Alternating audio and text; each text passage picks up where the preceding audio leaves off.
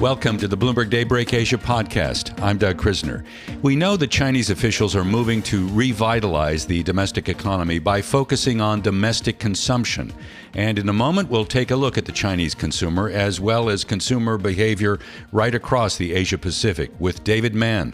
He is the chief economist for the APAC at the Mastercard Economics Institute. But first, let's get reaction to the report on U.S. consumer prices. In the month of November, core CPI was up 0.3% month on month, and year on year, a gain of 3.3%. Now, both of these readings were in line with expectations. For a closer look, we're joined by Robert Schein. He is the Chief Investment Officer at Blanke Schein Wealth Management.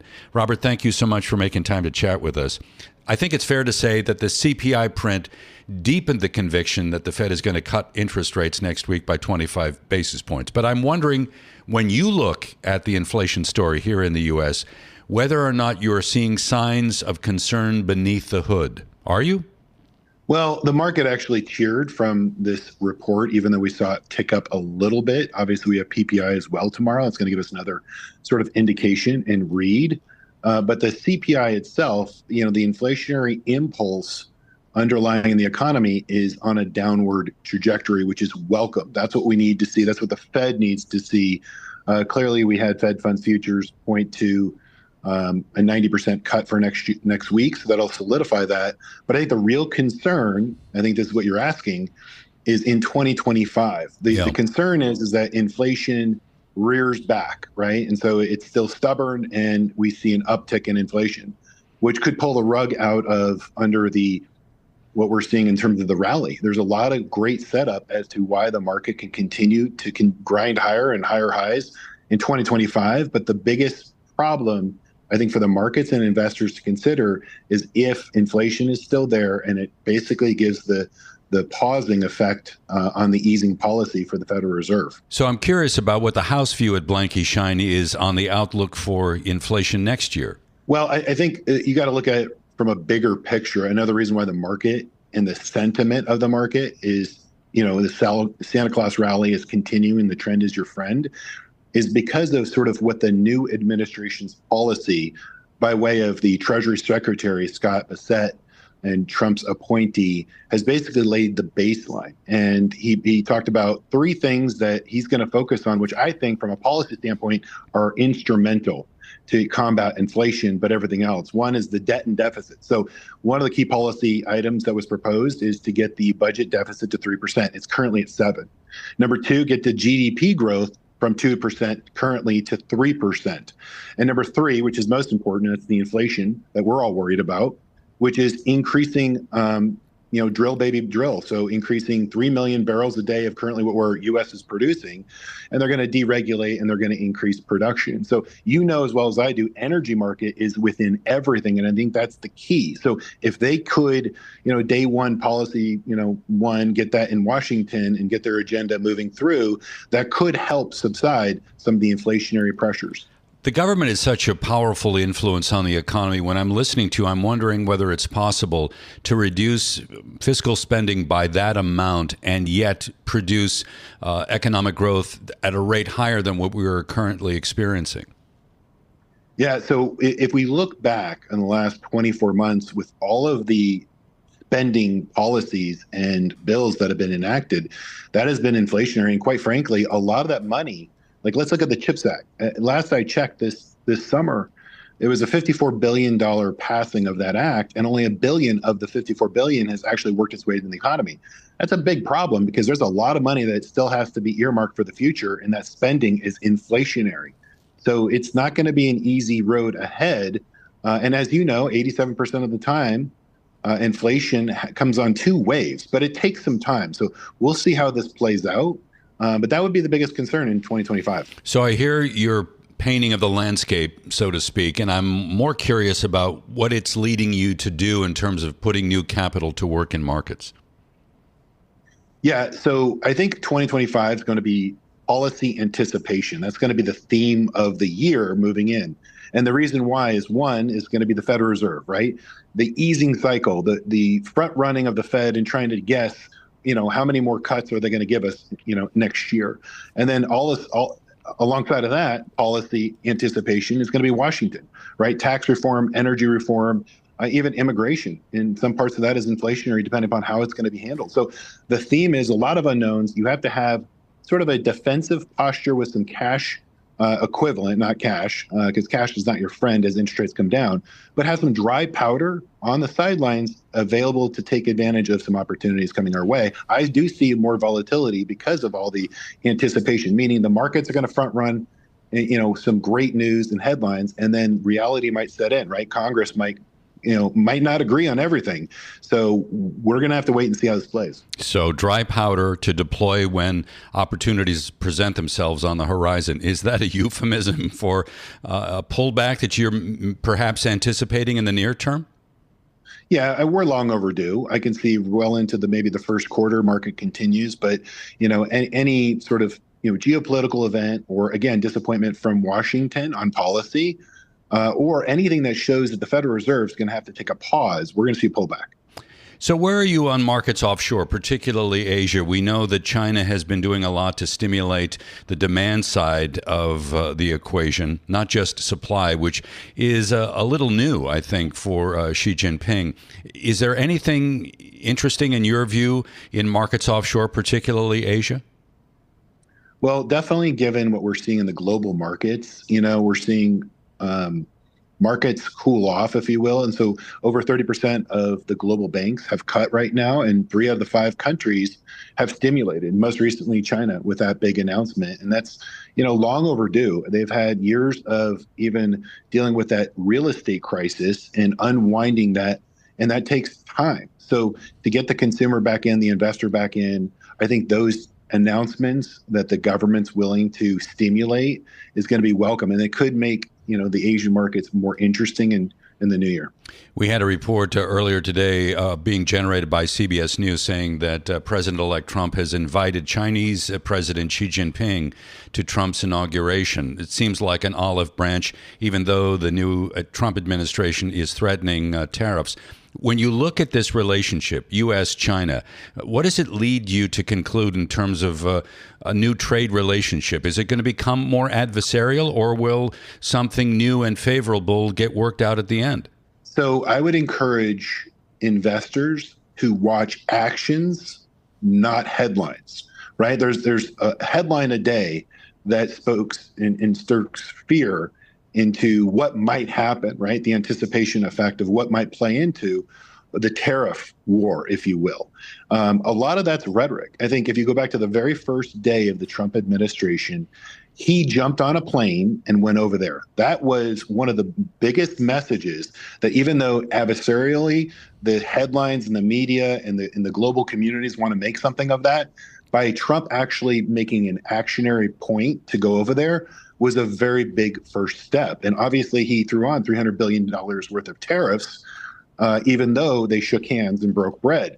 However, the Biden administration kept on most, if not all, that $300 billion in tariffs. So tariffs are in there.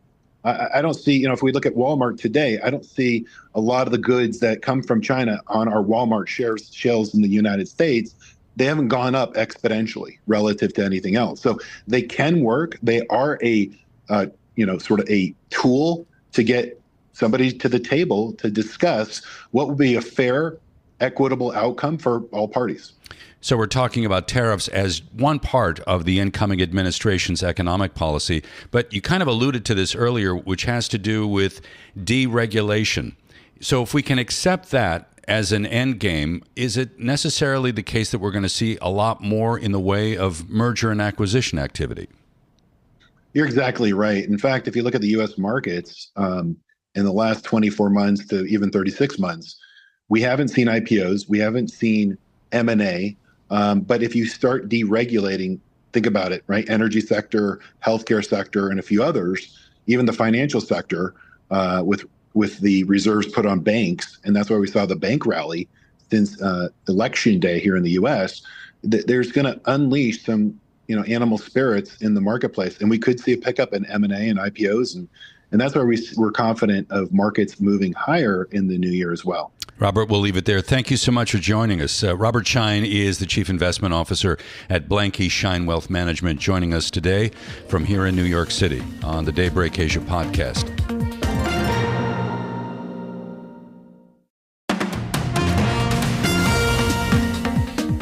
Welcome back to the Bloomberg Daybreak Asia podcast. I'm Doug Krisner. As Chinese officials take steps to stimulate their economy, domestic demand is getting a renewed focus. To help us understand the impact, let's bring in David Mann. He is the chief economist for the Asia Pacific at the Mastercard Economics Institute. David joins us from Singapore.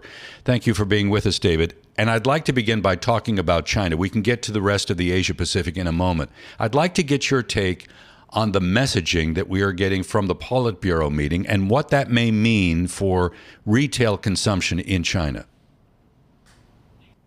Well, I think the best way to think about the change in the messaging that we're seeing from policymakers in China is one in which they're looking to leverage the potential that there is from the consumer spending power that China does have. It has a relatively high savings rate, relatively lower portion of consumer spending within the economy compared to elsewhere. That's partly, of course, as a result of the higher levels of investment that has been in place in China for many years. But finding ways of releasing some of that consumer spending power, releasing some of those savings and converting them into consumption could really help to support the economy in 2025. It is one of those key things where whenever we've been asked over the last few years, as we've been watching the weakness in the housing market, the weakness in confidence, the weakness in investment, what could turn this around? What could really help? One of the big things is, of course, on consumer as well as business confidence and consumer spending. So any measures that put more money in people's pockets, give them more confidence in general on their own personal economic outlook would, of course, be things that can then turn into even more of that spending and could really draw a line under the growth rate, at least next year. We know long term, there are still major challenges with the economy. Looking at a story of demographics, which is in decline as a contributor to growth. But there are a few exciting industries around the world that are popping up, in particular being driven or supported by AI and automation, that can really help to counter some of that demographic drag. But that extra spending that you could get from the consumer side would be very welcome, we would expect, amidst the sort of challenges that China's economy faces today and will be facing throughout next year. I think it's very significant that the focus now seems to be on revitalizing domestic consumption rather than just dealing with the supply side. Is that striking to you in any way? Yes, it does make a lot of sense that after so many years where you can't really argue that there's a lack of infrastructure that enables growth, there's plenty of that that's been built out over the last several decades, that really it is more about the demand rather than the supply side in the economy.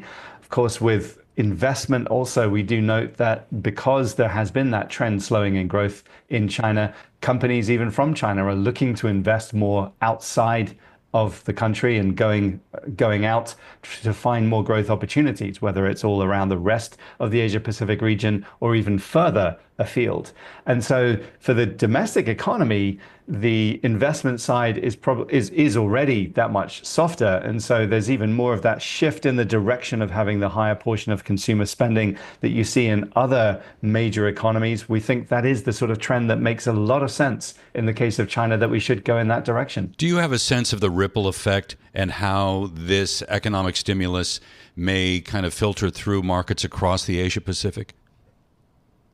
That one is more of an open question until we know more about the specific details. The one thing that we look at the Mastercard Economics Institute when thinking about the outlook for, say, other parts of the region and what the impact is from other major economies around the world, whether it's the US or China, as the case may be, the two biggest economies, the big one we're focusing on is through the lens on travel. And on that front, we have not yet seen the complete recovery, at least looking at the official travel data that we can get from China for the outbound traveler going all around the region or anywhere else coming from China. Now, this is something that still means there is a source of extra recovery still yet to actually happen in that space. The interesting thing, though, is when we do see it, is it a more confident traveler or is it a more cautious traveler? When you look at some of the data we've been seeing, for example, out of, say, Hong Kong, there is more evidence that there is a softer spending than used to be the case, that there are people that are traveling in, not spending quite the same way that they used to in 2019.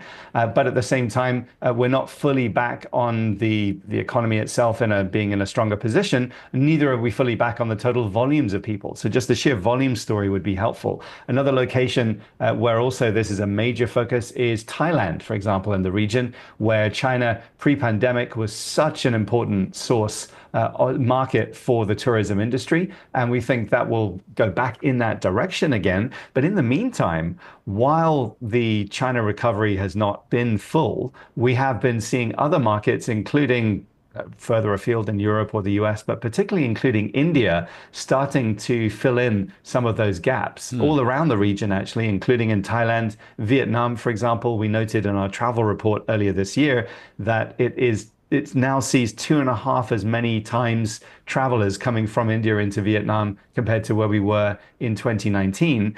And with the projections we have for the scale of the rise of the middle class and the upper income consumers in India over the next 10, 15 years, the total numbers of people traveling could be approaching the sort of numbers that we had pre-pandemic out of China over the next 50 or by the end of the next 15 years. We can't lose sight of the fact that the U.S. and China are bracing for what appears to be a renewed standoff. This obviously after Donald Trump campaigned on implementing some fresh tariffs on all Chinese goods. Do you have a sense of the impact? Maybe that's too much to say at this point. I mean, perhaps the threat of tariffs is a negotiating ploy, but let's assume for the moment that some are implemented. Do you have a sense of what the impact may be, not only in China, but in the APAC more generally? Well, I think the main thing people focus on, rightly so, at first is on, okay, how bad is it? How damaging is this to the amount of exports, for example, that we would see going directly from China into the US? As we saw last time around, though, I would note that the ratio of China's exports to global exports is about the same as it was even compared to before 2017. So the main change has been China exporting more to other places around the world. The other thing is, if we do see that weaker demand, the weaker overall growth number, it certainly adds to the reasons why you would then see even more of the stimulus measures and even more of that much broader based, stronger types of stimulus measures out of China to counter it. Now, the other thing, those are the points with the negatives and how to counter it. The other thing we should be also focusing on is this also may well be adding to an acceleration of FDI inflows into many other markets, whether it's around the ASEAN region, including Vietnam, or over into parts of Africa, or even into India, where we see even more diversification of supply chains, even more companies around the world, from all parts of the world, whether it's from the Asia Pacific or from the US or Europe, looking to be producing in multiple locations. Of course, it needs to make economic sense, but that spreading out of where it goes and seeing more of those FDI flows, that is something we're very focused on. And we would note that actually the outbound FDI, the cumulative amount of FDI that China has been accumulating in the last few years has been quite noteworthy already. And that would most likely also accelerate. So you're obviously in Singapore. I'm here in New York City. Is there something that people in my neck of the woods are missing when it comes to understanding the dynamics right now, the economic dynamics across the Asia Pacific?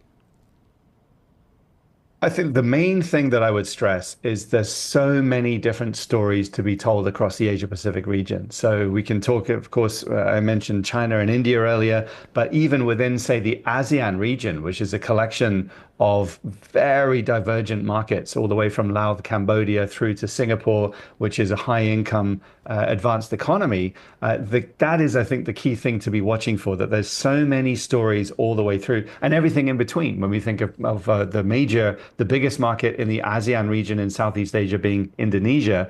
And the key thing, I think, that is really going on that I think has been underappreciated, maybe on a global scale at least, is just how many reforms we have been seeing that are helping to boost investment and growth around this region. I mentioned India. I think that is a top story in that regard, given it is a place where we believe it will be the fastest growing major sized economy in the region, and indeed even globally. It also has the scale of population to go alongside that growth potential. But on top of that, places like Indonesia also have been implementing policy reforms, finding ways or looking for new ways to boost key sectors of the economy, whether it's tourism or other types of infrastructure build-outs that would enable even more growth on the industrial side. I think that's the other thing. Now, on top of that, I would stress, and that's particularly where we bring in Northeast Asia as well as Southeast Asia, is thinking about just how much innovation we've been seeing that now is coming from this region,